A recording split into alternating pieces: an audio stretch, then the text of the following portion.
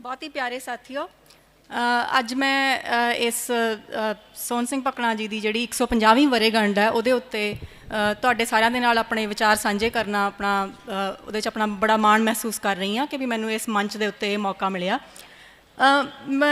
Doctor Swaraj ਵੀਰ ਨੇ ਬਹੁਤ ਵੱਡੀ ਭੂਮਿਕਾ ਜਿਹੜੀ ਇਤਿਹਾਸਕ ਪਿਛੋਕੜ ਦੇ ਵਿੱਚ ਬੰਨ੍ਹ ਦਿੱਤੀ ਸੀ ਕਿ ਕਿਵੇਂ ਸਮੇਂ ਦੇ ਉੱਤੇ ਜਿਹੜੀਆਂ ਆਰਥਿਕ ਅਤੇ ਸਿਆਸੀ ਹਾਲਤਾਂ ਸੀਗੀਆਂ ਉਹ ਕਿਵੇਂ ਸਾਡੇ ਸਾਹਿਤ ਦੇ ਵਿੱਚ ਆਉਂਦੀਆਂ ਰਹੀਆਂ। ਤਾਂ ਮੇਰੇ ਖਿਆਲ ਦੇ ਵਿੱਚ ਮੇਰੇ ਵਾਸਤੇ ਉਹਨਾਂ ਨੇ ਕਈ ਗੱਲਾਂ ਦੇ ਵਿੱਚ ਉਹ ਕੰਮ ਸੌਖਾ ਵੀ ਕਰ ਦਿੱਤਾ ਅਤੇ ਮੈਨੂੰ ਸ਼ਾਇਦ ਓਡੀ ਵੱਡਾ ਜਿਹੜਾ ਹੈਗਾ ਇਤਿਹਾਸਕ ਪਿਛੋਕੜ ਆ ਉਹ ਬੰਨ੍ਹਣ ਦੀ ਜ਼ਰੂਰਤ ਨਹੀਂ, ਅਤੇ ਨਾ ਹੀ ਮੈਨੂੰ ਲੱਗਦਾ ਵੀ ਉਹ ਜਿੰਨਾ ਵੱਡਾ ਕੈਨਵਸ ਉਹਨਾਂ ਨੇ ਜਿਹੜਾ ਹੈਗਾ ਉਹ ਦਿੱਤਾ ਹੈ ਅਤੇ ਵੀ ਉਹਦੇ ਵਿੱਚ ਮੈਂ ਕੋਈ ਓਡੀ ਵੱਡੀ ਕੋਸ਼ਿਸ਼ ਵੀ ਕਰ ਸਕੂੰਗੀ। ਇਸ ਕਰਕੇ ਮੈਂ ਆਪਣੀ ਗੱਲ ਜਿਹੜੀ ਹੈਗੀ ਆ ਉਹ ਮੌਜੂਦਾ ਜਿਹੜੇ ਹਾਲਾਤ ਨੇ ਉੱਥੋਂ ਹੀ ਸ਼ੁਰੂ ਕਰਦੀ ਹਾਂ ਅਤੇ ਮੇਰਾ ਉਹਦੇ ਨਾਲ ਮੇਰਾ ਕਾਫੀ ਜਿਹੜਾ ਹੈਗਾ ਸਮਾਂ ਵੀ ਜਿਹੜਾ ਹੈਗਾ ਵੀ ਡਾਕਟਰ ਸਵਰਾਜ ਵੀਰ ਨੇ ਮੇਰਾ ਬਚਾ ਦਿੱਤਾ। ਤਾਂ ਜਿਹੜਾ ਇਹ ਮੌਜੂਦਾ ਦੌਰ ਹੈ ਜਿਹਦੇ ਵਿੱਚ ਕਿਉਂਕਿ ਮੈਂ ਕਿਰਸਾਨੀ ਸੰਕਟ ਦੇ ਉੱਤੇ ਮੂਲ ਰੂਪ ਦੇ ਵਿੱਚ ਬੋਲਣਾ ਹੈ, ਤਾਂ ਜਿਹੜਾ ਇਹ ਮੌਜੂਦਾ ਦੌਰ ਹੈ ਉਹਦੇ ਵਿੱਚ ਭਾਰਤ ਦੇ ਹਰੇਕ ਹਿੱਸੇ ਵਿੱਚ ਸਣੇ ਪੰਜਾਬ ਹਰਿਆਣਾ ਜਿਹਨੂੰ ਅਸੀਂ ਕਹਿੰਦੇ ਹਾਂ ਕਿ ਵੀ ਉੱਤਰੀ ਖੇਤਰ ਹੈ ਜਿਹੜਾ ਵੀ ਉਹਦੇ ਵਿੱਚ ਜ਼ਿਆਦਾ ਵੀ ਪੂਰੀ ਰਾਜਨੀਤਿਕ ਸਰਗਰਮੀ ਹੈ ਜਿਹੜੀ ਉਹ ਇਸ ਸਮੇਂ ਭਖੀ ਹੋਈ ਹੈ। ਤਾਂ ਇੱਕ ਤਰ੍ਹਾਂ ਦੀ ਅਸੀਂ ਇਹ ਕਹਿ ਸਕਦੇ ਹਾਂ ਵੀ ਸਮੁੱਚੀ ਇੱਕ ਜਿਹੜੀ ਲੋਕ ਲਹਿਰ ਹੈ ਉਹ ਚੱਲ ਰਹੀ ਹੈ, ਸਿਰਫ ਕਿਸਾਨੀ ਲਹਿਰ ਨਹੀਂ, ਕਿਉਂਕਿ ਸਮਾਜ ਦਾ ਜਿਹੜਾ ਹਰੇਕ ਤਬਕਾ ਹੈ ਉਹ ਇਹਦੇ ਨਾਲ ਜੁੜਿਆ ਹੋਇਆ, ਤਾਂ ਅਸੀਂ ਇਹਨੂੰ ਇੱਕ ਲੋਕ ਲਹਿਰ ਦਾ ਜਿਹੜਾ ਹੈਗਾ ਨਾਮ ਦੇ ਰਹੇ ਹਾਂ। ਪਰ ਉਹਦੇ ਨਾਲ ਹੀ ਜਿਹੜਾ ਕੇਂਦਰ ਹੈ ਵੀ ਉਹ ਰਾਜਾਂ ਦੇ ਜਿਹੜੇ ਜਮਹੂਰੀ ਹੱਕ ਨੇ ਉਹਨਾਂ ਨੂੰ ਵੀ ਕਿਸੇ ਨਾ ਕਿਸੇ ਤਰੀਕੇ ਨਾਲ ਉਹਦਾ ਘਾਣ ਕਰ ਰਿਹਾ ਵੀ ਜਿਵੇਂ ਉਹ ਬਦਲੇਖੋਰੀ ਦੀ ਭਾਵਨਾ ਆਪਾਂ ਇਹ ਸਭ ਨੇ ਦੇਖੀ ਹੈ ਕਿ ਵੀ ਉਹ ਅੱਜ ਕੱਲ੍ਹ ਦੇ ਸਮੇਂ ਦੇ ਵਿੱਚ ਉਹ ਬਦਲੇਖੋਰੀ ਦੀ ਭਾਵਨਾ ਹੈ ਜਿਹੜੀ ਉਹ ਬੜੇ ਜ਼ਾਲਿਮਾਨਾ ਤਰੀਕੇ ਦੇ ਨਾਲ ਸਾਨੂੰ ਜਿਹੜਾ ਹੈਗਾ ਵੀ ਸਾਡੇ ਇਸ ਅੰਦੋਲਨਾਂ ਨੂੰ ਸਿੱਝਣ ਦੀ ਕੋਸ਼ਿਸ਼ ਕਰ ਰਿਹਾ ਵੀ ਪਹਿਲਾਂ 3 ਖੇਤੀ ਬਿੱਲ ਆਏ, ਫਿਰ ਉਸ ਤੋਂ ਬਾਅਦ ਫਿਰ ਜਿਹੜੇ ਬਿਜਲੀ ਸੁਧਾਰ ਬਿੱਲ ਹੋ ਗਏ, ਫਿਰ ਹੁਣੇ ਜਿਹੇ ਜਿਹੜਾ ਉਹਨਾਂ ਨੇ ਉਹ ਹਵਾ ਪ੍ਰਦੂਸ਼ਣ ਦੇ ਨਾਲ ਸੰਬੰਧਿਤ ਜਿਹੜਾ ਆਰਡੀਨੈਂਸ ਹੈ ਵੀ ਉਹ ਸਾਡੇ ਮੂਹਰੇ ਪਰੋਸਤਾ, ਪੇਂਡੂ ਵਿਕਾਸ ਫੰਡ ਆ ਜਿਹੜਾ ਵੀ ਉਹਦੇ ਉੱਤੇ ਰੋਕ ਲਗਾਤੀ, GST ਵਾਲਾ ਮਸਲਾ ਜਿਹੜਾ ਹੈਗਾ ਉਹ ਅਸੀਂ ਪਹਿਲਾਂ ਹੀ ਜਿਹੜਾ ਸੁੱਝੀ ਬੈਠੇ ਹਾਂ, ਉਹ ਪਹਿਲਾਂ ਹੀ ਸਾਨੂੰ ਉਹਦੇ ਜਿਹੜੇ ਹੈਗੇ ਆ ਉਹਦੇ ਭੂਤ ਨੇ ਜਿਹੜੇ ਉਹ ਖਾ ਰਹੇ ਨੇ। ਰੇਲਾਂ ਦਾ ਰੋਕਣਾ, ਸਾਡੀ ਥਰਮਲ ਆ ਜਿਹੜੀ ਉਹਦੀ ਸਾਰੀ ਸਪਲਾਈ ਆ ਜਿਹੜੀ ਉਹਦੀ ਰੋਕਣੀ, ਅਤੇ ਇੱਥੇ ਤੱਕ ਕਿ ਵੀ ਪੰਜਾਬ ਯੂਨੀਵਰਸਿਟੀ ਦੇ ਜਮਹੂਰੀ ਹੱਕ ਨੇ ਜਿਹੜੇ ਉਹਨਾਂ ਨੂੰ ਰੋਕਣਾ। ਫਿਰ ਇਸ ਤੋਂ ਇਲਾਵਾ ਕਿਸਾਨੀ ਦੇ ਉੱਤੇ ਜਿਹੜੇ ਪਹਿਲਾਂ ਉਹਨਾਂ ਨੇ ਅਨਾਊਂਸ ਕੀਤਾ ਸੀਗਾ ਕਿ ਵੀ ਅਸੀਂ ਜਿਹੜਾ ਹੈਗਾ ਵੀ ਹਰੇਕ ਤਰ੍ਹਾਂ ਦੇ ਜਿਹੜੇ ਕਰਜ਼ੇ ਨੇ ਉਹਨਾਂ ਦੇ ਉੱਤੇ ਅਸੀਂ ਕੁਛ ਦੇਰ ਵਾਸਤੇ ਅਸੀਂ ਤੁਹਾਨੂੰ ਜਿਹੜਾ ਉਹਨਾਂ ਦੀ ਵਾਪਸੀ ਦਾ ਸਮਾਂ ਦੇਵਾਂਗੇ, ਉਹ ਵੀ ਉਹਨਾਂ ਨੇ ਕਿਸਾਨੀ ਨੂੰ ਉਹਦੇ ਤੋਂ ਉਹਨਾਂ ਨੂੰ ਪਾਸੇ ਕਰਤਾ ਅਤੇ ਬੜੇ ਸਪਸ਼ਟ ਤੌਰ ਦੇ ਉੱਤੇ ਕਹਿਤਾ ਕਿ ਕਿਸਾਨੀ ਦੇ ਜਿਹੜੇ ਕਰਜ਼ੇ ਨੇ ਉਹ ਇਸ ਸਹੂਲਤ ਦੇ ਵਿੱਚ ਉਹ ਨਹੀਂ ਆਉਂਦੇ ਹੈਗੇ। ਤਾਂ ਸਰਕਾਰ ਜਿੱਥੇ ਇਹਨਾਂ ਨਵੇਂ ਜਿਹੜੇ ਬਿੱਲ ਨੇ ਉਹਨਾਂ ਨੂੰ ਅਸਲ ਆਜ਼ਾਦੀ ਦੇਣ ਦੀ ਗੱਲ ਕਹਿੰਦੀ ਹੈ ਵੀ ਇਹ ਕਿਹਾ ਗਿਆ ਵੀ ਸਾਡੇ ਪ੍ਰਧਾਨ ਮੰਤਰੀ ਵਰ ਦੁਆਰਾ ਕਿ ਵੀ ਅਸਲੀ ਆਜ਼ਾਦੀ ਤੁਹਾਨੂੰ ਹੁਣ ਮਿਲੀ ਹੈ, ਵੀ ਆਜ਼ਾਦੀ ਜਿਹੜੀ 1947 'ਚ ਮਿਲੀ ਸੀ ਉਹ ਆਜ਼ਾਦੀ ਨਹੀਂ ਸੀ, ਅਸਲੀ ਆਜ਼ਾਦੀ ਜਿਹੜੀ ਹੈਗੀ ਉਹ ਤੁਹਾਨੂੰ ਹੁਣ ਮਿਲ ਰਹੀ ਹੈ। ਅਤੇ ਨਾਲ ਹੀ ਉਹ ਇਹ ਵੀ ਕਹਿੰਦੇ ਨੇ ਕਿ ਵੀ ਇਹ ਇੱਕ ਜਿਹੜੇ ਅਸੀਂ ਤੁਹਾਨੂੰ ਆਰਡੀਨੈਂਸ ਦੇ ਰਹੇ ਹਾਂ ਵੀ ਇਹ ਗੇਮ ਚੇਂਜਰ ਨੇ। ਜੇ ਇਹ ਗੇਮ ਚੇਂਜਰ ਨੇ ਜਾਂ ਜੇ ਤੁਸੀਂ ਉਹਨੂੰ ਗੇਮ ਦਾ ਨਾਮ ਹੀ ਦੇਤਾ, ਤਾਂ ਮੇਰੇ ਇਹ ਸਵਾਲ ਨੇ, ਜਾਂ ਜਦੋਂ ਸਾਡੇ ਸਾਹਮਣੇ ਕੋਈ ਵੀ ਖੇਡ ਦੀ ਗੱਲ ਹੁੰਦੀ ਹੈ ਤਾਂ ਮੇਰੇ ਇਹ ਸਵਾਲ ਨੇ ਕਿ ਵੀ ਖਿਡਾਰੀ ਕੌਣ ਹੈ, ਵੀ ਜੇ ਇਹ ਖੇਡ ਹੈ ਤਾਂ ਇਹ ਖਿਡਾਰੀ ਕੌਣ ਹੈ, ਅਤੇ ਕਿਹਦੇ ਕੋਲੇ ਖੇਡਣ ਦੇ ਵਧੀਆ ਔਜ਼ਾਰ ਨੇ, ਕੌਣ ਵੈਲ ਇਕੁਇਪਡ ਹੈ, ਖੇਡ ਦੇ ਨਿਯਮ ਕੌਣ ਹੈ, ਰੈਫਰੀ ਕੌਣ ਹੈ, ਅਤੇ ਜਿੱਤਿਆ ਕੌਣ, ਜਾਂ ਖੇਡ ਆ ਜਿਹੜੀ ਵੀ ਉਹ ਇਹਦੇ ਕਿਵੇਂ ਮੁੱਕੂਗੀ ਕਿਵੇਂ। ਤਾਂ ਇਹ ਇਸ ਨੁਕਤਾ ਨਿਗਾਹ ਤੋਂ ਵੈਸੇ ਤਾਂ ਇਹਨਾਂ ਸਾਰੇ ਬਿੱਲ ਨੇ ਜਿਹੜੇ ਇਹਨਾਂ ਸਾਰੇ ਬਿੱਲਾਂ ਨੂੰ ਸਾਨੂੰ ਇਕੱਠਿਆਂ ਦੇਖਣਾ ਬਣਦਾ ਹੈ, ਪਰ ਆਪਾਂ ਪਹਿਲਾਂ ਅਲੱਗਾ ਕਰਕੇ ਉਹਦੇ 'ਤੇ ਗੱਲ ਕਰਾਂਗੇ, ਫਿਰ ਉਹਨੂੰ ਸਮੇਟਣ ਦੀ ਕੋਸ਼ਿਸ਼ ਕਰਾਂਗੇ। ਤਾਂ ਬੜੇ ਮੋਟੇ ਨਾਮ ਦਿੱਤੇ ਗਏ ਨੇ ਜਿਹਦੇ ਵਿੱਚ ਕਿ ਅੰਪਾਵਰਮੈਂਟ, ਇੰਸ਼ੋਰੈਂਸ, ਵੋ ਹੈ ਨਾ, ਨਾ ਤਾਂ ਉਹਨਾਂ ਬਿੱਲਾਂ ਦੇ ਵਿੱਚ ਕਿਸੇ ਕਿਸਮ ਦੀ ਪ੍ਰਾਈਸ ਇੰਸ਼ੋਰੈਂਸ ਹੈ, ਨਾ ਉਹਨਾਂ ਕਿਸੇ ਕਿਸਮ ਦੀ ਪ੍ਰੋਟੈਕਸ਼ਨ ਹੈ, ਨਾ ਕਿਸੇ ਕਿਸਮ ਦੀ ਜਿਹੜੀ ਹੈਗੀ ਆ ਉਹਦੇ ਵਿੱਚ ਅੰਪਾਵਰਮੈਂਟ ਹੈ। ਪਰ ਕਿਉਂਕਿ ਅਸੀਂ ਵਾਰੀ ਅਸੀਂ ਉਹਨਾਂ ਬਿੱਲਾਂ ਦੀ ਜਿਹੜੀ ਹੈਗੀ ਆਪਾਂ ਉਹਦੀ ਰੈਫਰੈਂਸ ਦੇਣੀ ਹੈ, ਇਸ ਕਰਕੇ ਆਪਾਂ ਮੁੱਖ ਤੌਰ ਦੇ ਉੱਤੇ ਕਹਿ ਸਕਦੇ ਹਾਂ ਕਿ ਵੀ ਇੱਕ ਬਿੱਲ ਹੈ ਜਿਹੜਾ ਉਹ ਮੰਡੀਕਰਨ ਨਾਲ ਸੰਬੰਧਿਤ ਹੈ, ਇੱਕ ਬਿੱਲ ਹੈ ਜਿਹੜਾ ਉਹ ਜ਼ਖੀਰੇਬਾਜ਼ੀ ਨਾਲ ਸੰਬੰਧਿਤ ਹੈ, ਇੱਕ ਬਿੱਲ ਹੈ ਜਿਹੜਾ ਉਹ ਸਾਡੀ ਠੇਕਾ ਖੇਤੀ ਜਾਂ ਜਿਹੜੀ ਕੰਟਰੈਕਟ ਫਾਰਮਿੰਗ ਹੈ ਉਹਦੇ ਨਾਲ ਸੰਬੰਧਿਤ ਹੈ। ਤਾਂ ਪਹਿਲਾਂ ਜੇ ਆਪਾਂ ਮੰਡੀਕਰਨ ਵਾਲੇ ਬਿੱਲ ਦੀ ਆਪਾਂ ਗੱਲ ਕਰੀਏ ਤਾਂ ਸਾਡੀਆਂ ਬਹੁਤ ਸਾਰੀਆਂ ਗਲਤ ਮਾਨਤਾਵਾਂ ਨੇ ਜਿਹੜੀਆਂ ਉਹ ਸਾਨੂੰ ਪਰੋਸੀਆਂ ਜਾ ਰਹੀਆਂ ਨੇ। ਵੀ ਪਹਿਲਾਂ ਤਾਂ ਇਹ ਕਹਿਣਾ ਕਿ ਵੀ ਜਿਹੜੇ ਕਿਸਾਨ ਹੈ ਵੀ ਉਹਨੂੰ ਕਿਸੇ ਕਿਸਮ ਦੀ ਆਜ਼ਾਦੀ ਨਹੀਂ ਸੀਗੀ ਕਿ ਉਹ ਜਦੋਂ ਉਹ ਇੱਕ ਸਰਕਾਰੀ ਮੰਡੀ ਦੇ ਵਿੱਚ ਚੀਜ਼ ਵੇਚਦਾ ਸੀਗਾ ਤਾਂ ਉਹਨੂੰ ਕਿਸੇ ਕਿਸਮ ਦੀ ਕੋਈ ਆਜ਼ਾਦੀ ਨਹੀਂ ਸੀਗੀ। ਇਹ ਆਪਣੇ ਆਪ ਦੇ ਵਿੱਚ ਪੂਰਾ ਗਲਤ ਹੈ, ਕਿਉਂਕਿ ਸਿਰਫ 25% ਜਿਹੜੀ ਮਤਲਬ ਲੋਕ ਸੀਗੇ ਉਹ ਇਹਨਾਂ ਜਿਹੜੀਆਂ ਨਿਰਧਾਰਤ ਮੰਡੀਆਂ ਨੇ ਉਹਨਾਂ ਦੇ ਵਿੱਚ ਆਪਣੀ ਵੇਚਦੇ ਸੀਗੇ, ਫਸਲ ਵੇਚਦੇ ਸੀਗੇ। ਤਾਂ ਮਤਲਬ 3/4 ਹਿੱਸਾ ਇਹ ਜਿਹੜਾ ਉਹ ਪਹਿਲਾਂ ਹੀ ਇਸ ਤਰੀਕੇ ਨਾਲ ਆਜ਼ਾਦ ਸੀ। ਜੇ ਆਪਾਂ ਉਹਨਾਂ ਦੀ ਭਾਸ਼ਾ ਦੇ ਵਿੱਚ ਗੱਲ ਕਰੀਏ ਤਾਂ ਉਹ ਪਹਿਲਾਂ ਹੀ ਆਜ਼ਾਦ ਸੀ। ਪਰ ਉਸ ਆਜ਼ਾਦੀ ਦਾ ਮੁੱਲ ਕੀ ਸੀ? ਜਿਹੜੀ ਅਸੀਂ ਉਹ ਆਜ਼ਾਦੀ ਮਾਣ ਰਿਹਾ, ਜਿਹੜਾ 3/4 ਹਿੱਸਾ ਜਿਹੜੀ ਉਹ ਆਜ਼ਾਦੀ ਮਾਣ ਰਿਹਾ, ਉਹ ਕੀ ਸੀ ਕਿ ਉਹ ਹਰੇਕ ਥਾਂ ਦੇ ਉੱਤੇ ਪ੍ਰਾਈਵੇਟ ਮੰਡੀ ਦੇ ਵਿੱਚ ਨੀਵੇਂ ਮੁੱਲ ਤਾਰ ਕੇ ਜਿਹੜਾ ਹੈਗਾ ਵੀ ਉਹ ਇਸ ਆਜ਼ਾਦੀ ਨੂੰ ਮਾਣਦਾ ਸੀਗਾ। ਸਾਡੇ ਕੋਲੇ ਬਿਹਾਰ ਦਾ ਮਾਡਲ ਹੈ ਜਿਹਦੇ ਵਿੱਚ ਕਿ 2006 ਦੇ ਵਿੱਚ ਮੰਡੀਆਂ ਦਾ ਭੋਗ ਪੈਣ ਤੋਂ ਬਾਅਦ ਲਗਾਤਾਰ ਜਿਹੜੀਆਂ ਕੀਮਤਾਂ ਨੇ ਉਹ 25 ਤੋਂ 30% ਜਿਹੜਾ ਹੈਗਾ ਵੀ ਉਹ ਆਪਣੇ ਉਹਦੇ ਤੋਂ ਥੱਲੇ ਜਾਂਦੀਆਂ ਰਹੀਆਂ, MSP ਤੋਂ ਉਹ ਥੱਲੇ ਜਾਂਦੀਆਂ ਰਹੀਆਂ। ਅਤੇ ਬਹੁਤ ਸਾਰੇ ਅਧਿਐਨ ਸਾਨੂੰ ਇਹ ਦਰਸਾਉਂਦੇ ਨੇ ਕਿ ਵੀ ਜਿੱਥੇ ਮਾਰਕੀਟ ਰੈਗੂਲੇਟਡ ਨਹੀਂ ਹੁੰਦੀ, ਜਿੱਥੇ ਸਾਨੂੰ ਕੀਮਤਾਂ ਦੀ ਇਨਫੋਰਮੇਸ਼ਨ ਨਹੀਂ ਹੁੰਦੀ, ਉਹਨਾਂ ਸਾਰੀਆਂ ਥਾਵਾਂ ਦੇ ਉੱਤੇ ਹੁੰਦਾ ਕੀ ਹੈ ਕਿ ਵੀ ਕੀਮਤ ਹੈ ਜਿਹੜੀ ਕਿ ਫਸਲ ਦੀ ਜਿਹੜੀ ਕੀਮਤ ਜਾਂ ਖੇਤੀ ਜਿਹੜੀਆਂ ਉਪਜਾਂ ਨੇ ਉਹਨਾਂ ਦੀ ਕੀਮਤ ਖਰੀਦਦਾਰ ਨਿਰਧਾਰਿਤ ਕਰਦਾ। ਖਰੀਦਦਾਰ ਕੌਣ ਹੈ? ਵਪਾਰੀ। ਕਿਸਾਨ ਨਹੀਂ ਨਿਰਧਾਰਿਤ ਕਰਦਾ। ਉਹਨਾਂ ਸਾਰੀਆਂ ਥਾਵਾਂ ਦੇ ਉੱਤੇ ਜਿਹੜੀ ਕੀਮਤ ਹੈ ਉਹ ਅਸਲ ਦੇ ਵਿੱਚ ਵਪਾਰੀ ਆ ਜਿਹੜਾ ਉਹ ਨਿਰਧਾਰਿਤ ਕਰਦਾ।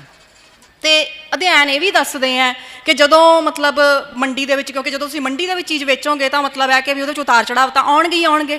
ਤਾਂ ਅਧਿਐਨ ਇਹ ਵੀ ਦੱਸਦੇ ਨੇ ਕਿ ਵੀ ਜਦੋਂ ਵੀ ਕੀਮਤਾਂ ਥੱਲੇ ਵੱਲ ਨੂੰ ਗਿਰਦੀਆਂ ਤਾਂ ਉਹਦਾ ਜਿਹੜਾ ਸਾਰਾ ਖਾਮਿਆਜਾ ਹੈ ਉਹ ਸਾਰੇ ਦਾ ਸਾਰਾ ਉਹ ਕਿਸਾਨ ਦੇ ਉੱਤੇ ਪਾ ਦਿੱਤਾ ਜਾਂਦਾ।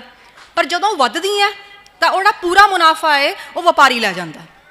ਤਾਂ ਇਹਦਾ ਮਤਲਬ ਉਹਦੇ 'ਚ ਵੀ ਕੋਈ ਇਕਸਾਰਤਾ ਨਹੀਂ ਹੈਗੀ ਵੀ ਆਪਾਂ ਇਹ ਕਹੀਏ ਕਿ ਵੀ ਜਦੋਂ ਕੀਮਤਾਂ ਵਧਣਗੀਆਂ ਤਾਂ ਸਾਡੇ ਹਿੱਸੇ ਚਲੋ ਜਦੋਂ ਕੁਛ ਮੁਨਾਫਾ ਆ ਜਾਊਗਾ, ਵੀ ਜੇ ਗਿਰੀਆਂ ਤਾਂ ਘਟ ਗਈਆਂ ਤਾਂ ਚਲੋ ਕੁੱਲ ਮਿਲਾ ਕੇ ਗੱਲ ਸਹੀ ਹੋ ਜਾਊਗੀ।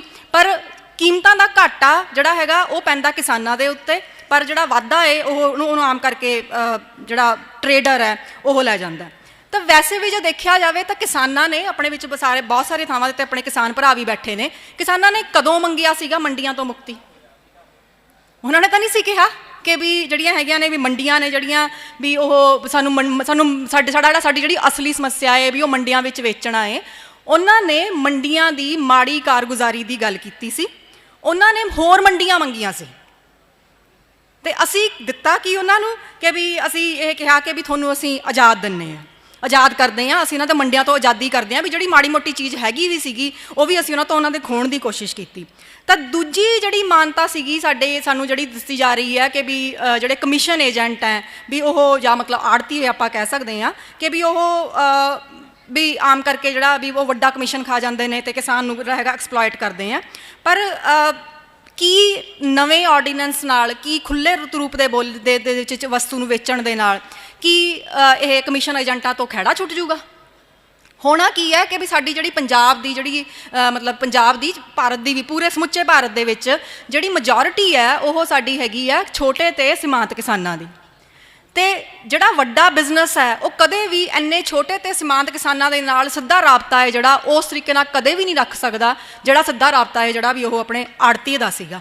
ਹੋਊਗਾ ਕੀ ਕਿ ਵੀ ਉਹ ਹੋਰ ਵਿਚੌਲੀਆਂ ਦੀ ਮਦਦ ਲੈਣਗੇ, ਵੱਡੀਆਂ ਕੰਪਨੀਆਂ, ਵੱਡੀਆਂ ਕਾਰਪੋਰੇਸ਼ਨਾਂ ਹੋਰ ਵਿਚੌਲੀਆਂ ਦੀ ਮਦਦ ਲੈਣਗੇ। ਤਾਂ ਕਿਸਾਨ ਹੈ ਜਿਹੜਾ ਉਹ ਕਈ ਤਰ੍ਹਾਂ ਦੇ ਵਿਚੌਲੀਆਂ ਦੇ ਵਿੱਚ ਘਿਰ ਜੂਗਾ। ਉਹ ਵਿਚੌਲੇ ਹੈ ਜਿਹੜੇ ਕਿ ਲੋਕਲ ਲੈਵਲ ਦੇ ਉੱਤੇ ਕੰਮ ਕਰਦੇ ਸੀਗੇ, ਉਹ ਵਿਚੌਲੀਏ ਜਿਹੜੇ ਕਿ ਇੱਕ ਵੱਡੇ ਵਾਲਾ ਕਾਰਪੋਰੇਟ ਜਗਤ ਹੈ ਉਹ ਉਹਨਾਂ ਨੂੰ ਪਰੋਸ ਰਿਹਾ। ਫਿਰ ਅਸੀਂ ਇਹ ਸੋਚਦੇ ਹਾਂ ਕਿ ਵੀ ਮੰਡੀ ਹੈ ਜਿਹੜੀ ਵੀ ਉਹ ਇੱਕ ਬਹੁਤ ਹੀ ਵਧੀਆ ਤਰੀਕੇ ਨਾਲ ਕੰਮ ਕਰਦੀ ਹੈ। ਵੀ ਜਿਹੜੀਆਂ ਸਰਕਾਰਾਂ ਹੋ ਗਈਆਂ ਜਾਂ ਮਤਲਬ ਜਦੋਂ ਵੀ ਮੰਡੀ ਵਿੱਚ ਦਖਲ ਅੰਦਾਜ਼ੀ ਕਰਦੀਆਂ ਨੇ ਤਾਂ ਮਤਲਬ ਉਹ ਆਮ ਕਰਕੇ ਜਿਹੜੀ ਮਤਲਬ ਆਪਾਂ ਇਹ ਕਹੀਏ ਕਿ ਵੀ ਫੇਅਰ ਡਿਸਟਰੀਬਿਊਸ਼ਨ ਹੈ, ਜਿਹੜੀ ਮਤਲਬ ਆਪਣੀ ਜਸਟੀਫਾਈਬਲ ਡਿਸਟਰੀਬਿਊਸ਼ਨ ਹੈ ਉਹ ਉਹਦੇ ਵਿੱਚ ਦਖਲ ਅੰਦਾਜ਼ੀ ਕਰਦੀਆਂ ਨੇ। ਹੁਣ ਇਹ ਸਮਝ ਨਹੀਂ ਆਉਂਦਾ ਕਿ ਵੀ ਕਿਹੜੇ ਹਿਸਾਬ ਨਾਲ ਜਾਂ ਕਿਹੜੇ ਮਤਲਬ ਤਰੀਕੇ ਦੇ ਨਾਲ ਜਿਹੜਾ ਪ੍ਰਾਈਵੇਟ ਸੈਕਟਰ ਹੈ ਉਹ ਆਪਣੇ ਹਿੱਸੇ ਦੇ ਵਿੱਚ ਆਏ ਹੋਏ ਜਿਹੜੇ ਬੈਨੀਫਿਟ ਨੇ ਜਿਹੜੇ ਕਿ ਉਹਨੂੰ ਮੰਡੀ ਤੋਂ ਬਾਹਰਲੇ ਪਾਸੇ ਮਿਲਣੇ ਨੇ ਉਹ ਕਿਸਾਨ ਨੂੰ ਦਊਗਾ। ਕਦੇ ਹੋਇਆ?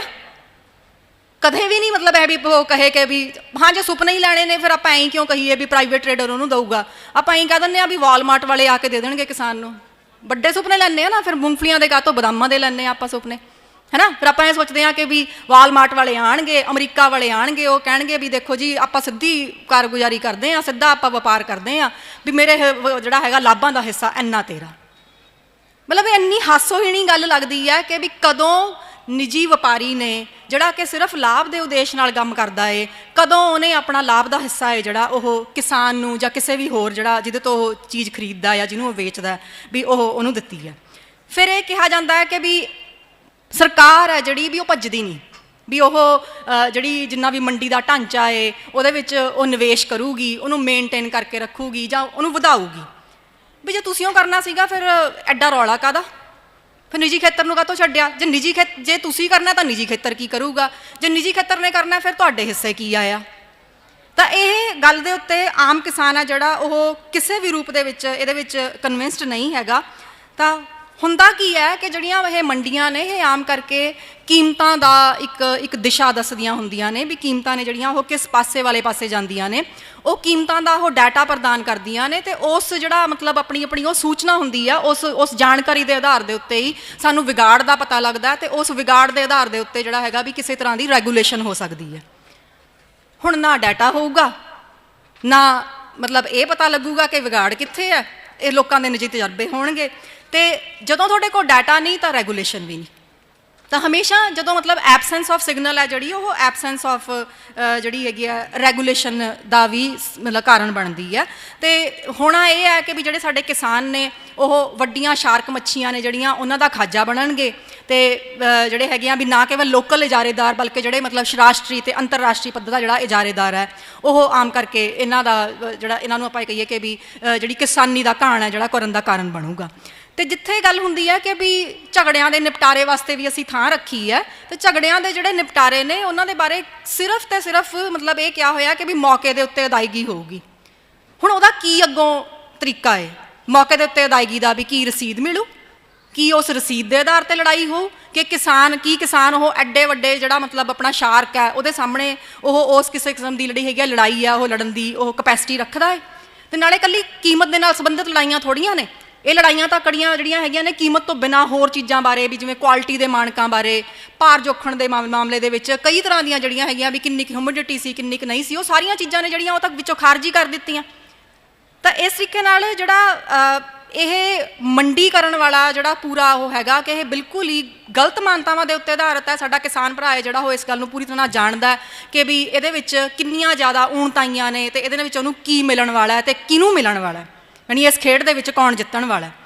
ਅਤੇ ਦੂਜਾ ਜਿਹੜਾ ਬਿੱਲ ਹੈ ਉਹ ਜਿਹਨੂੰ ਕਿ ਅਸੀਂ ਮਤਲਬ ਜ਼ਖੀਰੇਬਾਜ਼ੀ ਨਾਲ ਉਹਦੇ ਨਾਲ ਆਪਣੇ ਕੰਟਰੈਕਟ ਫਾਰਮਿੰਗ ਦੇ ਨਾਲ ਆਪਾਂ ਜੋੜਦੇ ਹਾਂ।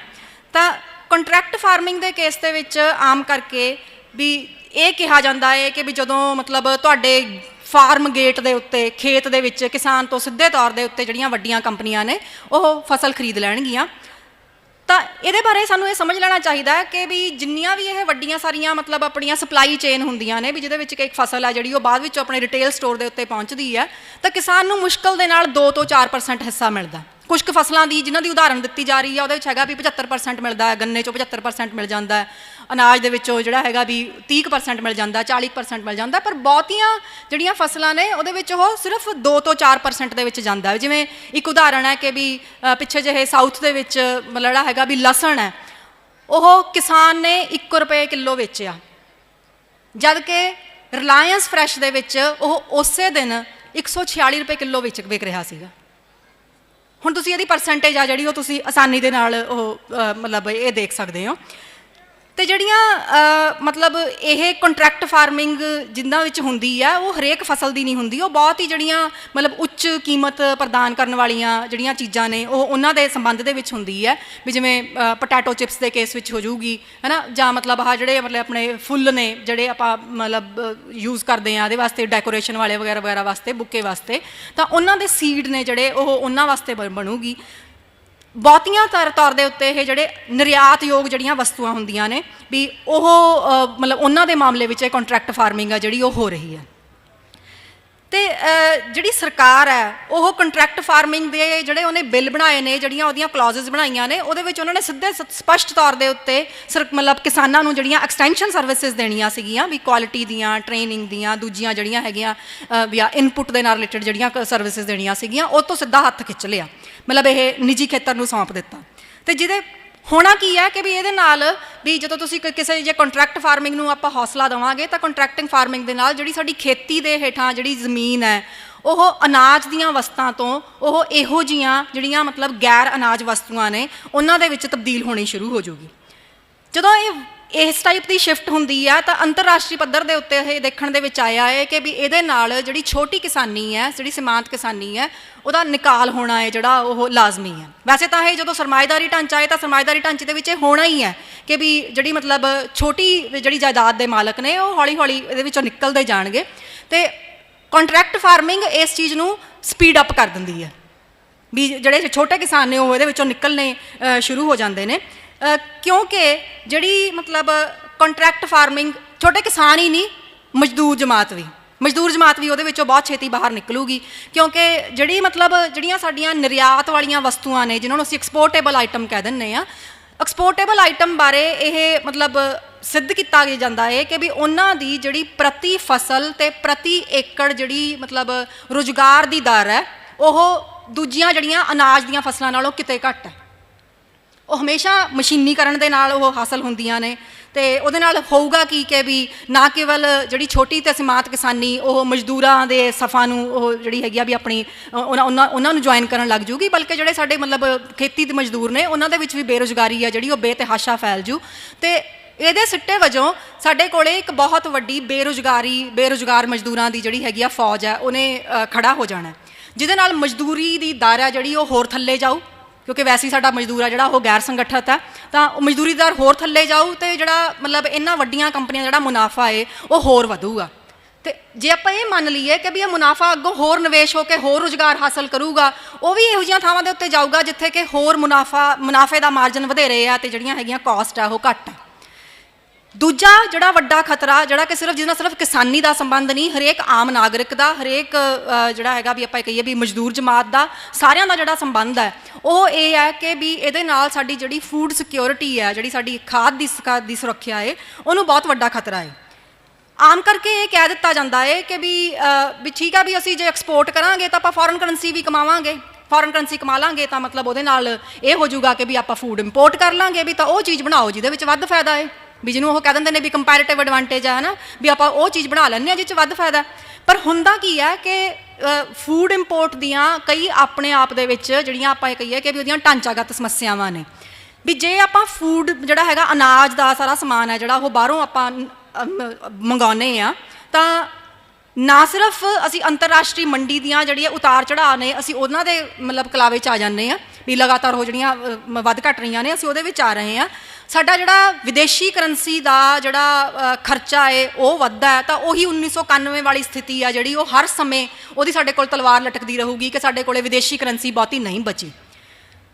ਤੀਸਰੀ ਚੀਜ਼ ਕਿ ਫੂਡ ਨੂੰ ਇੰਪੋਰਟ ਕਰਨਾ ਇੱਕ ਬਹੁਤ ਵੱਡਾ ਸਾਮਰਾਜੀ ਦੇਸ਼ਾਂ ਦੇ ਹੱਥ ਦੇ ਵਿੱਚ ਇੱਕ ਪੋਲੀਟੀਕਲ ਵੈਪਨ ਹੋਊਗਾ। ਤੁਸੀਂ ਕਿਸੇ ਵੀ ਦੇਸ਼ ਦੇ ਉੱਤੇ ਬਹੁਤ ਜ਼ਿਆਦਾ ਵੱਡੇ ਪੱਧਰ ਦੇ ਉੱਤੇ ਨਿਰਭਰ ਕਰਦੇ ਹੋ, ਜੇ ਤੁਸੀਂ ਅਨਾਜ ਵਾਸਤੇ ਉਹਦੇ ਉੱਤੇ ਨਿਰਭਰ ਕਰਦੇ ਹੋ ਤਾਂ ਮਤਲਬ ਤੁਸੀਂ ਆਪਣੇ ਸਾਹਾਂ ਲਈ ਨਿਰਭਰ ਕਰ ਰਹੇ ਹੋ, ਉਹਦੇ ਉੱਤੇ ਆਪਣੀ ਜਿਹੜੀ ਜ਼ਿੰਦਗੀ ਆ ਉਹਦੇ ਵਾਸਤੇ ਨਿਰਭਰ ਕਰ ਰਹੇ ਹੋ, ਅਤੇ ਉਹ ਇਸ ਚੀਜ਼ ਨੂੰ ਤੁਹਾਡੇ ਖਿਲਾਫ ਕਦੇ ਵੀ ਵਰਤ ਸਕਦਾ। ਅਤੇ ਇਹਦੇ ਬਾਰੇ ਸਾਨੂੰ ਉਦਾਹਰਣ ਦੇਣ ਦੀ ਕੀ ਲੋੜ ਹੈ। ਹੁਣ ਸਾਡੇ ਨਾਲ ਕੀ ਹੋਇਆ ਕਿ ਅਸੀਂ ਜਦੋਂ ਅਸੀਂ ਕੇਂਦਰ ਸਰਕਾਰ ਦੇ ਖਿਲਾਫ ਖੜਨਾ ਸ਼ੁਰੂ ਕੀਤਾ ਤਾਂ ਕੇਂਦਰ ਸਰਕਾਰ ਨੇ ਖੁਦ ਸਾਡੇ ਨਾਲ ਜਿਹੜਾ ਹੈਗਾ ਵੀ ਕਿੰਨੀਆਂ ਤਰ੍ਹਾਂ ਜਿਹੜੀਆਂ ਸਾਡੀਆਂ ਜ਼ਰੂਰੀ ਚੀਜ਼ਾਂ ਸੀਗੀਆਂ ਉਹਨਾਂ ਨੂੰ ਰੋਕਣ ਦੀ ਕੋਸ਼ਿਸ਼ ਕੀਤੀ, ਕੋਲਾ ਸਾਡਾ ਰੋਕਣ ਦੀ ਕੋਸ਼ਿਸ਼ ਕੀਤੀ, ਬਿਜਲੀ ਦੇ ਮਾਮਲੇ ਦੇ ਵਿੱਚ ਸਾਡੀ ਜਿਹੜੀ ਹੈਗੀ ਆ ਵੀ ਉਹਨਾਂ ਨੇ ਸਾਡੇ ਉਹਦੇ 'ਤੇ ਗਾਜ ਸਿੱਟੀ। ਠੀਕ ਹੈ, ਜੇ ਸਾਡੀ ਸਰਕਾਰ, ਜੇ ਅਸੀਂ ਉਹਨੂੰ ਸਾਡੀ ਕਹਿ ਸਕਦੇ ਹਾਂ, ਜੇ ਸਾਡੀ ਸਰਕਾਰ, ਸਾਡੇ ਦੇਸ਼, ਸਾਡੇ ਭਾਰਤ ਦੇਸ਼ ਦੀ ਸਰਕਾਰ ਭਾਰਤ ਦੇਸ਼ ਵਾਸੀਆਂ ਦੇ ਉੱਤੇ ਹੀ ਇਹੋ ਜਿਹਾ ਕੁਛ ਕਰ ਸਕਦੀ ਹੈ, ਤਾਂ ਫਿਰ ਅਸੀਂ ਦੂਜੀਆਂ ਜਿਹੜੀਆਂ ਅੰਤਰਰਾਸ਼ਟਰੀ ਜਿਹੜੀਆਂ ਤੁਹਾਡੀਆਂ ਸਰਕਾਰਾਂ ਨੇ ਜਾਂ ਸਾਮਰਾਜੀਵਾਦ ਸਰਕਾਰਾਂ ਨੇ, ਅਸੀਂ ਉਹਨਾਂ ਤੋਂ ਕਿਹੜੀ ਉਮੀਦ ਰੱਖੀ ਬੈਠੇ ਹਾਂ। ਤਾਂ ਫੂਡ ਇੰਪੋਰਟ ਜਿਹੜਾ ਹੈਗਾ ਉਹ ਆਪਣੇ ਆਪ ਦੇ ਵਿੱਚ ਇੱਕ ਬਹੁਤ ਵੱਡਾ ਜਿਹੜਾ ਆਪਾਂ ਕਹੀਏ ਵੀ ਰਾਸ਼ਟਰ ਨੂੰ ਖਤਰਾ ਹੈ, ਉਹ ਇੱਕ ਸਾਡੀ ਪੂਰੀ ਜਿਹੜੀ ਹੈਗੀ ਆ ਸਾਰੇ ਉਹਦਾ ਦੇ ਜਿਹੜੇ ਆਪਾਂ ਕਹੀਏ ਵੀ ਨਾਗਰਿਕਾਂ ਨੂੰ ਉਹਦਾ ਬਹੁਤ ਵੱਡਾ ਖਤਰਾ ਹੈ। ਅਤੇ ਫਿਰ ਜੇ ਇਕੱਲੀ ਕਿਸਾਨੀ ਦੇ ਉੱਤੇ ਆਈਏ ਤਾਂ ਵੀ ਜੇ ਕੋਈ ਕਿਸਾਨ ਹੈ ਜਿਹੜਾ ਵੀ ਉਹ ਇਸ ਕਿਸੇ ਕਿਸਮ ਦੇ ਕੰਟਰੈਕਟ ਦੇ ਵਿੱਚ ਪੈਂਦਾ ਵੀ ਹੈ ਤਾਂ ਕਿਸੇ ਇੱਕ ਰੂਲ ਨੂੰ ਤੋੜਨ ਦੇ ਨਾਲ ਜਿਹੜੀ ਉਹਦੀ ਸਜ਼ਾ ਹੈ ਉਹ 25,000 ਤੋਂ ਲੈ ਕੇ 10 ਲੱਖ ਤੱਕ ਦੀ ਹੈ, 25,000 ਤੋਂ ਲੈ ਕੇ 10 ਲੱਖ ਰੁਪਏ ਤੱਕ ਦੀ। ਅਤੇ ਜੇ ਕਿਤੇ ਉਹ ਕਾਨੂੰਨ ਦੀ ਜਿਹੜੀ ਉਲੰਘਣਾ ਹੈ ਉਹ ਚੱਲਦੀ ਰਹੇ ਤਾਂ ਉਹਦੇ ਨਾਲ ਕੀ ਹੈ ਕਿ ਵੀ ਪ੍ਰਤੀ ਦਿਨ ਉਹ ਕਿਸਾਨ ਨੂੰ 5,000 ਤੋਂ ਲੈ ਕੇ 10,000 ਤੱਕ ਦਾ ਪ੍ਰਤੀ ਦਿਨ ਉਹਨੂੰ ਫਾਈਨ ਪਊਗਾ। ਹੁਣ ਛੋਟਾ ਕਿਸਾਨ ਤਾਂ ਕੀ ਐਡਾ ਵੱਡਾ ਨੁਕਸਾਨ ਤਾਂ ਵੱਡਾ ਵੀ ਨਹੀਂ ਝੱਲ ਸਕਦਾ, ਕੰਟਰੈਕਟ ਫਾਰਮਿੰਗ ਦੇ ਵਿੱਚ ਆਪਾਂ ਜੇ ਇਹ ਹਾਲ ਹੈ ਤਾਂ ਇਹ ਕਿਹੜੇ ਪਾਸੇ ਮਤਲਬ ਵੀ ਅਸੀਂ ਇਹ ਸੋਚ ਸਕਦੇ ਹਾਂ ਕਿ ਵੀ ਇਹ ਇਸ ਕਿਸਮ ਦੀ ਜਿਹੜੀ ਹੈਗੀ ਆ ਵੀ ਫਾਰਮਿੰਗ ਦੇ ਨਾਲ ਜਾਂ ਇਸ ਕਿਸਮ ਦੇ ਮਾਡਲ ਦੇ ਨਾਲ ਸਾਡਾ ਜਿਹੜਾ ਕਿਸਾਨ ਹੈ ਵੀ ਉਹ ਮਤਲਬ ਆਪਣੇ ਬਹੁਤ ਪ੍ਰੋਗਰੈਸ ਕਰੂਗਾ। ਸਾਡੇ ਕੋਲੇ ਪੋਟੈਟੋ ਫਾਰਮਰਸ ਜਿਹੜੇ ਆਲੂ ਦੀ ਖੇਤੀ ਕਰਨ ਵਾਲੇ ਜਿਹੜੇ ਸਾਡੇ ਕੋਲੇ ਜਿੰਨੇ ਕਿਸਾਨ ਸੀਗੇ, ਉਹਨਾਂ ਦੀਆਂ ਖੁਦਕੁਸ਼ੀਆਂ ਦੇ ਸਾਡੇ ਕੋਲੇ ਬਹੁਤ ਅੰਕੜੇ ਹੈ, ਪਰ ਉਹਨਾਂ ਦੀਆਂ ਖੁਦਕੁਸ਼ੀਆਂ ਦੇ ਸਮੇਂ ਦੇ ਵਿੱਚ ਪੈਪਸੀਕੋ ਹੈ ਜਿਹੜਾ ਉਹ ਅਥਾਹ ਜਿਹੜੇ ਮੁਨਾਫੇ ਕਮਾ ਰਿਹਾ ਸੀ। ਕੀਤੀ ਕਿਸੇ ਨੇ ਖੁਦਕੁਸ਼ੀ? ਤੁਹਾਡੇ ਕੋਲੇ ਕਿਸੇ ਕਾਰਪੋਰੇਟ ਸੈਕਟਰ ਦੀ ਮਤਲਬ ਆਪਾਂ ਇਹ ਕਹੀਏ ਵੀ ਖੇਤੀ ਸੰਕਟ ਆਇਆ ਤੇ ਖੇਤੀ ਸੰਕਟ ਦੇ ਨਾਲ ਐਗਰੀ ਬਿਜ਼ਨਸ ਦਾ ਵਿੱਚ ਵਾਲਾ ਕੋਈ ਬੰਦਾ ਹੈ ਜਿਹੜਾ ਉਹ ਖੁਦਕੁਸ਼ੀ ਕਰ ਗਿਆ ਹੋਵੇ। ਇਸ ਹਿਸਾਬ ਦੇ ਨਾਲ ਵੱਡੀਆਂ ਕੰਪਨੀਆਂ ਕਦੇ ਵੀ ਇਸ ਜ਼ਖੀਰੇਬਾਜ਼ੀ ਵਾਲੇ ਐਕਟ ਦੇ ਮਾਰ ਹੇਠਾਂ ਨਹੀਂ ਆਉਣਗੀਆਂ। ਮਾਰ ਹੇਠਾਂ ਕੌਣ ਆਊਗਾ? ਕਿਸਾਨ, ਜਿਹਨੂੰ 146 ਰੁਪਏ ਦੇ ਵਿੱਚੋਂ 1 ਰੁਪਇਆ ਮਿਲਦਾ। ਮਾਰ ਹੇਠਾਂ ਕੌਣ ਆਊਗਾ? ਆਮ ਬੰਦਾ, ਮਜ਼ਦੂਰ, ਜਿਹਨੂੰ ਕਿ ਉਹ ਚੀਜ਼ ਆ ਜਿਹੜੀ ਹਰ ਵਾਰ ਹੈ ਜਿਹੜੀ ਉਹ ਮਤਲਬ ਮਹਿੰਗੀਆਂ ਦਰਾਂ ਦੇ ਉੱਤੇ ਉਹ ਵੇਚਣੀ ਪਊਗੀ, ਕਿਉਂਕਿ ਨਾ ਆਮ ਬੰਦੇ ਕੋਲੇ ਸਟੋਰੇਜ ਕਪੈਸਿਟੀ ਹੈ, ਨਾ ਮਜ਼ਦੂਰ ਕੋਲੇ ਸਟੋਰੇਜ ਕਪੈਸਿਟੀ ਹੈ, ਅਤੇ ਨਾ ਜਿਹੜੀ ਹੈਗੀ ਆ ਉਹ ਛੋਟੇ ਕਿਸਾਨ ਕੋਲੇ ਸਟੋਰੇਜ ਕਪੈਸਿਟੀ ਹੈ। ਅਤੇ ਇਹ ਸਾਰੇ ਕੁਛ ਦੇ ਪਿੱਛੇ ਆਮ ਕਰਕੇ ਬਹੁਤ ਮਤਲਬ ਇਹ ਦਿੱਤਾ ਜਾਂਦਾ ਹੈ ਕਿ ਵੀ ਅਸੀਂ ਜੀ WTO ਦਾ ਜਿਹੜਾ ਹੈਗਾ ਵੀ ਉਹ ਜਿਹੜਾ ਅੰਤਰਰਾਸ਼ਟਰੀ ਵਿਸ਼ਵ ਵਪਾਰ ਹੈ ਵੀ ਅਸੀਂ ਉਹਦੇ ਸ਼ਿਕੰਜੇ ਥੱਲੇ ਹਾਂ, ਵੀ ਅਸੀਂ ਤਾਂ ਕਰਨ ਨੂੰ ਤਿਆਰ ਹਾਂ, ਵੀ ਸਾਨੂੰ ਜਿਹੜਾ ਹੈਗਾ ਵੀ ਉਹ ਅੰਤਰਰਾਸ਼ਟਰੀ ਸੰਗਠਨ ਆ ਜਿਹੜਾ ਉਹ ਸਾਨੂੰ ਕਰਨ ਨਹੀਂ ਦਿੰਦਾ ਹੈਗਾ। ਤਾਂ ਉਹਦੇ ਬਾਰੇ ਆਮ ਕਰਕੇ ਕਿਹਾ ਜਾਂਦਾ ਹੈ ਕਿ ਵੀ ਉਹਨਾਂ ਨੇ ਕਿਹਾ ਸੀਗਾ ਕਿ ਤੁਸੀਂ ਕਿਉਂਕਿ ਜਿਹੜਾ ਦੋਹਾ ਰਾਊਂਡ ਹੈ ਜਿਹੜਾ ਜਿਹਦੇ ਵਿੱਚ ਕਿ WTO ਦੀਆਂ ਇਹ ਪਾਸ ਹੋਈਆਂ ਵੀ ਤੁਸੀਂ ਆਪਣੇ ਲੋਕਾਂ ਦੀ ਜਿਹੜੀ ਖਾਦ ਸੁਰੱਖਿਆ ਹੈ ਉਹਦੇ ਵਾਸਤੇ ਤੁਸੀਂ ਜਿਹੜਾ ਵੀ ਸਿਰਫ ਓਨਾ ਕੀ ਤੁਸੀਂ ਆਪਣਾ ਅਨਾਜ ਆ ਜਿਹੜਾ ਉਹ ਰੱਖ ਸਕਦੇ ਹੋ, ਤੁਸੀਂ ਸਾਰਾ ਪ੍ਰੋਕਿਓਰ ਨਹੀਂ ਕਰ ਸਕਦੇ, ਵੀ ਬਸ ਓਨਾ ਕੀ ਰੱਖੋ ਜਿੰਨਾ ਕਿ ਲੋਕਾਂ ਦੀ ਖਾਦ ਸੁਰੱਖਿਆ ਵਾਸਤੇ ਜ਼ਰੂਰੀ ਹੈ। ਇਹ ਤੋਂ ਵੱਧ ਤੁਸੀਂ ਜਿਹੜਾ ਹੈਗਾ ਵੀ ਕਿਸਾਨਾਂ ਤੋਂ ਲਓ ਨਾ। ਤਾਂ ਅਸੀਂ ਲਗਾਤਾਰ ਇਸ ਗੱਲ ਦਾ ਹਵਾਲਾ ਦਿੰਦੇ ਹਾਂ। ਫਿਰ FCI ਅਸੀਂ ਰਿਲਾਇੰਸ ਨੂੰ ਵੇਚਤੀ ਇਹ ਕਹਿ ਕੇ ਬਈ ਇਹਨਾਂ ਦੇ ਉੱਤੇ ਤਾਂ ਜੀ 70,000 ਰੁਪਏ ਦੀ ਲਾਇਬਿਲਟੀ ਖੜੀ ਹੈ ਅਤੇ ਉਹਨਾਂ ਨੂੰ 60,000 ਰੁਪਏ ਦੀ ਸਬਸਿਡੀ ਵੀ ਤਾਂ ਦੇਣੀ ਸੀ, ਉਹ ਕੌਣ ਖਾ ਗਿਆ? ਉਹ ਤਾਂ ਦਿੱਤੀ ਨਹੀਂ ਹੈਗੀ। ਪਹਿਲਾਂ ਉਹ ਤਾਂ ਦੇ ਦਿਓ, ਫਿਰ ਉਸ ਤੋਂ ਬਾਅਦ ਲਾਇਬਿਲਿਟੀ ਦੀ ਗੱਲ ਕਰਿਓ ਵੀ ਪਹਿਲਾਂ FCI ਦੀ ਜਾਂ ਆਮ ਲੋਕਾਂ ਦੀ ਤੁਹਾਡੇ ਪ੍ਰਤੀ ਕਿਹੜੀ ਲਾਇਬਿਲਿਟੀ ਬਣਦੀ ਹੈ ਵੀ ਉਹ ਨਹੀਂ ਮਤਲਬ ਉਹਨੂੰ ਨਹੀਂ ਦੇਖਿਆ। ਤਾਂ ਸਾਡੇ ਜਿਹੜੇ ਲੋਕ ਨੇ ਵੀ 80% ਜਿਹੜੇ ਮਤਲਬ ਜਿਹੜੀਆਂ ਸਾਡੀਆਂ ਲੋਕਾਂ ਦੀਆਂ ਲੋੜਾਂ ਨੇ ਉਹ ਇਹੋ ਜਿਹੀਆਂ ਪ੍ਰੋਕਿਓਰਮੈਂਟ ਤੋਂ ਜਿਹੜੀ ਕਿ ਅਸੀਂ ਕਿਸਾਨਾਂ ਤੋਂ ਖਰੀਦਦੇ ਹਾਂ, ਉਹਨਾਂ ਦੀ MSP ਦੇ ਉੱਤੇ ਖਰੀਦਦੇ ਹਾਂ, ਉਹ ਸਾਡੀਆਂ ਉਹਦੇ ਤੋਂ ਪੂਰੀਆਂ ਹੁੰਦੀਆਂ ਨੇ। ਬਿਹਾਰ ਦਾ ਜਿਹੜਾ ਜਿੱਥੇ ਕਿ ਮੰਡੀਆਂ, ਕਿਉਂਕਿ ਸਾਡੇ ਕੋਲ ਬਿਹਾਰ ਦਾ ਮਾਡਲ ਹੈ ਜਿਹਦੇ ਬਾਰੇ ਅਕਸਰ ਕਿਹਾ ਜਾਂਦਾ, ਫਿਰ ਕੋਈ ਹੋਰ ਮਾਡਲ ਦੱਸ ਦਿਓ ਜਿੱਥੇ ਮੰਡੀ ਸਫਲ ਹੋਈ ਹੋਵੇ। ਕਿਸੇ ਵੀ ਰਾਜ ਸਰਕਾਰ ਕੋਲੇ ਇਹ ਕਹਿਣ ਨੂੰ ਹੈ ਨਹੀਂਗਾ ਕਿ ਵੀ ਜਦੋਂ ਉਹਨਾਂ ਨੇ ਮੰਡੀਆਂ ਤੋੜੀਆਂ, ਜਿਨ੍ਹਾਂ ਨੇ ਕਿਉਂਕਿ 22 ਸਟੇਟਾਂ ਨੇ ਕਿਸੇ ਨਾ ਕਿਸੇ ਰੂਪ ਦੇ ਵਿੱਚ ਸੁਧਾਰ ਹੈ ਜਿਹੜੇ ਇਹ ਲਾਗੂ ਕੀਤੇ ਹੋਏ ਨੇ, ਕੋਈ ਰਾਜ ਆ ਕੇ ਖੜਾ ਹੋ ਕੇ ਇਹ ਕਹਿ ਦੇਵੇ ਕਿ ਵੀ ਇਸ ਤਰ੍ਹਾਂ ਕਰਕੇ ਆਹ ਸੁਧਾਰ ਕਰਕੇ ਸਾਡਾ ਕਿਸਾਨ ਹੈ ਜਿਹੜਾ ਉਹ ਅਮੀਰ ਹੋ ਗਿਆ।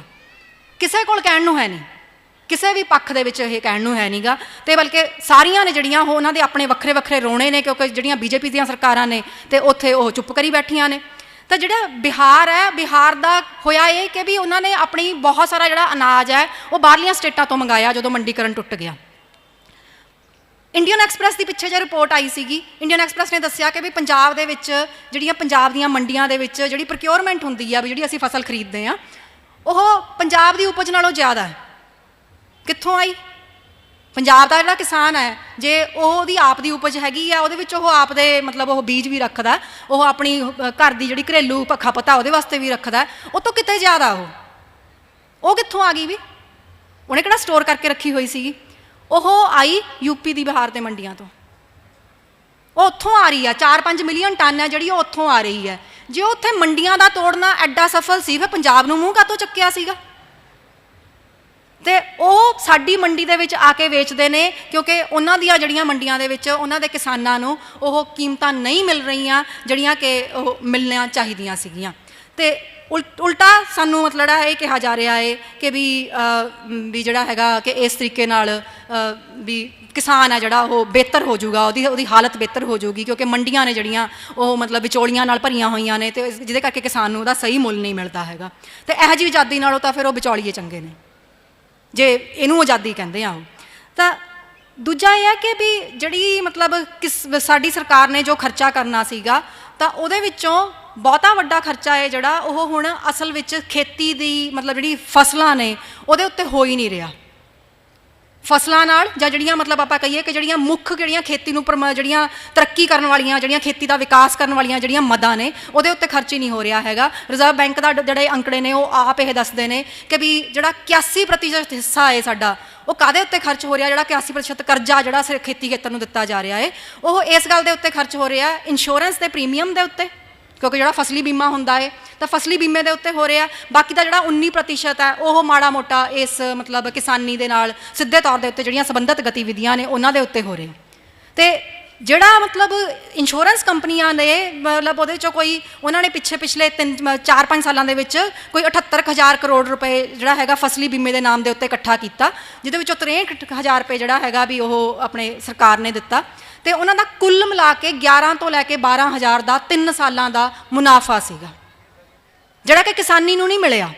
ਤਾਂ ਜਿਹੜਾ ਸਾਰਾ ਮਤਲਬ ਸਾਡੇ ਨਾਂ ਦੇ ਉੱਤੇ, ਖੇਤੀ ਖੇਤਰ ਦੇ ਨਾਂ ਦੇ ਉੱਤੇ ਜਿਹੜੇ ਕਰਜ਼ੇ ਗਿਣੇ ਜਾਂਦੇ ਨੇ, ਉਹ ਅਸਲ ਦੇ ਵਿੱਚ ਸਿੱਧੇ ਤੌਰ ਦੇ ਉੱਤੇ ਖੇਤੀ ਖੇਤਰ ਦੇ ਵਿੱਚ ਆ ਹੀ ਨਹੀਂ ਰਹੇ ਹੈਗੇ। ਤਾਂ ਬਹੁਤ ਸਾਰੀਆਂ ਮਤਲਬ ਇਹੋ ਜਿਹੀਆਂ ਜਿਹੜੀਆਂ ਆਪਾਂ ਇਹ ਕਹੀਏ ਕਿ ਵੀ ਸਾਡੇ ਇਸ ਢਾਂਚੇ ਦੇ ਵਿੱਚ ਸਮੱਸਿਆਵਾਂ ਹੈਗੀਆਂ ਨੇ। ਜਿਵੇਂ ਇੱਕ ਬਹੁਤ ਵੱਡਾ ਜਿਹੜਾ ਹੈਗਾ ਆਪਾਂ ਇਹ ਕਹੀਏ ਵੀ ਸ਼ਿਕਾਇਤ ਹੈ ਜਿਹੜੀ, ਉਹ ਮਜ਼ਦੂਰ ਯੂਨੀਅਨਾਂ ਦੀ ਵੀ ਉਹ ਹੋਊਗੀ ਕਿ ਸਾਡੇ 14 ਕਰੋੜ ਜਿਹੜੇ ਮਤਲਬ ਮਜ਼ਦੂਰ ਨੇ, ਖੇਤ ਮਜ਼ਦੂਰ ਨੇ ਪੂਰੇ ਭਾਰਤ ਦੇ ਵਿੱਚ। ਕਿਸੇ ਵੀ ਖੇਤੀ ਨੀਤੀ ਦੇ ਵਿੱਚ ਮਜ਼ਦੂਰਾਂ ਦੀ ਹਿੱਤਾਂ ਦੀ ਗੱਲ ਹੀ ਨਹੀਂ ਕੀਤੀ ਜਾਂਦੀ। ਟੋਟਲੀ ਉਹ ਇਹਦੇ ਜਿਹੜੇ ਹੈਗੇ ਆਪਾਂ ਇਹ ਕਹੀਏ ਵੀ ਖੇਤੀ ਦਾ ਜਿਹੜਾ ਏਜੰਡਾ ਹੈ ਉਹਦੇ ਵਿੱਚੋਂ, ਜਾਂ ਮੋਦੀ ਦਾ ਜਿਹੜਾ ਖੇਤੀ ਦਾ ਵਿਜ਼ਨ ਹੈ ਉਹਦੇ ਵਿੱਚ ਮਜ਼ਦੂਰ ਜਮਾਤ ਟੋਟਲੀ ਐਬਸੈਂਟ ਹੈ, ਕਿਸੇ ਵੀ ਥਾਂ ਦੇ ਉੱਤੇ ਹੈ ਨਹੀਂ। ਮਜ਼ਦੂਰ ਜਮਾਤ ਦਾ ਜਿਹੜਾ ਪੈਂਤੜਾ ਹੈ ਉਹ ਤਾਂ MSP ਵਾਲਾ ਹੈ ਨਹੀਂ ਗਾ। ਮਜ਼ਦੂਰ ਜਮਾਤ ਦਾ ਪੈਂਤੜਾ ਹੈ ਜਿਹੜਾ ਉਹ ਮਤਲਬ ਉਹਦੀ ਆਪਣੀ ਮਜ਼ਦੂਰੀ ਨਾਲ ਸੰਬੰਧਿਤ ਹੈ, ਉਹਦੇ ਆਪਣੇ ਜਿਹੜੇ ਹੋਰ ਉਹਦੀ ਮਤਲਬ ਆਪਾਂ ਕਹੀਏ ਕਿ ਰੁਜ਼ਗਾਰ ਦੀ ਜਿਹੜੀ ਸੁਰੱਖਿਆ ਹੈ ਉਹ ਉਹਦੇ ਨਾਲ ਸੰਬੰਧਿਤ ਹੈ। 2017 ਤੋਂ ਲੈ ਕੇ 2019 ਦੇ ਜਿਹੜੇ 3 ਸਾਲ ਸੀਗੇ, ਉਹਦੇ ਵਿੱਚ ਰਾਸ਼ਟਰੀ ਪੱਧਰ ਦੇ ਉੱਤੇ ਮਜ਼ਦੂਰੀ ਵਿੱਚ ਵਾਧਾ ਤੁਹਾਨੂੰ ਹੈਰਾਨੀ ਹੋਊਗੀ। ਆਪਾਂ ਕਦੇ ਕਦੇ ਇਹਨਾਂ ਚੀਜ਼ਾਂ ਨੂੰ ਆਪਾਂ ਅੱਖੋਂ ਓਹਲੇ ਕਰ ਦਿੰਦੇ ਹਾਂ, ਆਪਾਂ ਰਿਲਾਇੰਸ ਦੇ ਅੰਕੜੇ ਦੇਖ ਲੈਂਦੇ ਹਾਂ, ਆਪਾਂ ਖੇਤੀ ਦੇ ਅੰਕੜੇ ਦੇਖ ਲੈਂਦੇ ਹਾਂ।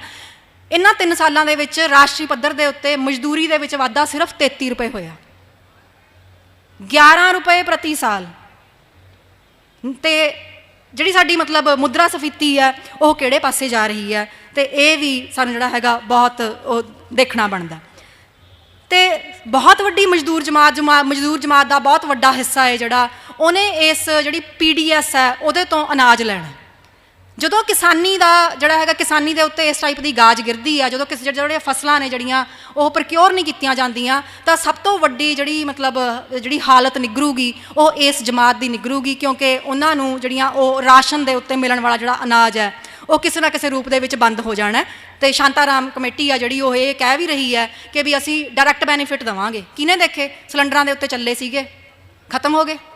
ਬਿਜਲੀ ਦੀ ਸਬਸਿਡੀ ਆ ਜਿਹੜੀ ਉਹ ਖਤਮ ਹੋਣ ਦੇ ਉੱਤੇ ਆ। ਤਾਂ ਇਹ ਮਤਲਬ ਇੱਕ ਤਰ੍ਹਾਂ ਨਾਲ ਜਿਹੜਾ ਆਪਾਂ ਇਹ ਕਹੀਏ ਕਿ ਵੀ ਪਿਛਲੇ ਦਰਵਾਜ਼ੇ ਤੋਂ ਆਪਣੇ ਜਿਹੜੇ ਹੱਥ ਖਿੱਚਣ ਦੀ ਲੋੜ ਹੈ।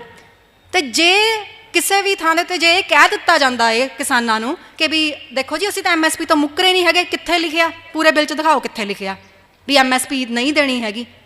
ਪਰ ਜੇ ਪ੍ਰਕਿਓਰਮੈਂਟ ਹੀ ਨਹੀਂ, ਫਿਰ MSP ਦਾ ਕੀ ਮਤਲਬ ਹੋਇਆ? ਰਹੇ MSP ਕਰ ਦਿਓ ਅਨਾਊਂਸ।